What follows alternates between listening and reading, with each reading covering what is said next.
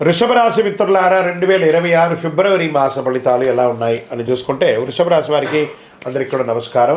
ఇది సాధారణ రాశి ఫలితం కాదు. ఇది స్త్రీ పురుషుల ఉద్యోగ వ్యాపార యువత పెద్ద అందరికీ వర్తించే వాస్తవ గ్రహ విశ్లేషణలను మనం చెప్తున్నాం. ఈ వీడియో చివరి వరకు వింటే ఎక్కడ నిలబడాలో, ఎక్కడ ఖర్చు తగ్గించాలో అర్థమవుతుంది, ఎక్కడ ఓర్పు పెడితే లాభం అవుతుందో స్పష్టమవుతుంది.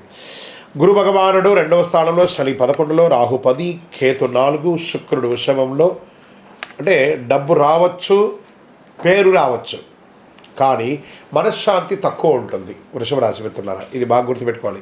వృషభ రాశికి ఈ నెల చిన్న పరీక్షలు ఎదుర్కొనే అవకాశం వస్తుంది. డబ్బు వస్తుంది కదా, ఇంకొంచెం రిస్క్ తీసుకుందాం కదా, ఇక్కడే అసలు సమస్య మొదలవుతుంది. ఈ నెల అతి భద్రతే విజయం, అతి ఆశ చాలా నష్టాలు తీసుకొస్తుంది. ఉద్యోగస్తులకి, స్త్రీ పురుషులు ఇద్దరికీ కూడా పని భారం పెరుగుతుంది. పై అధికారుల నుంచి బాగా ప్రెషర్ ఉంటుంది.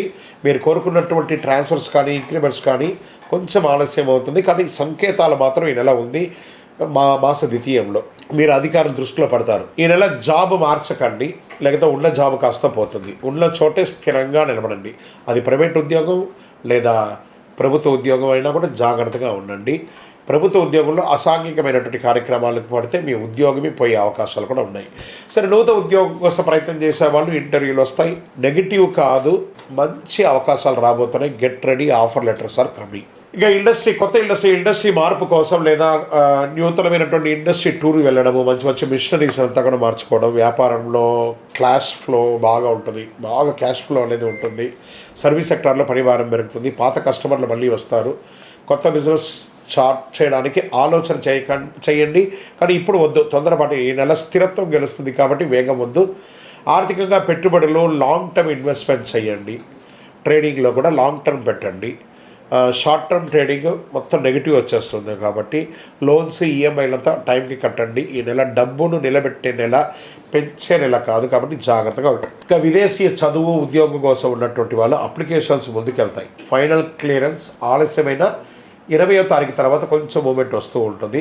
ఓర్పు అవసరం. ఫిబ్రవరి ప్రయత్నానికి చాలా మంచిది చెప్పచ్చు.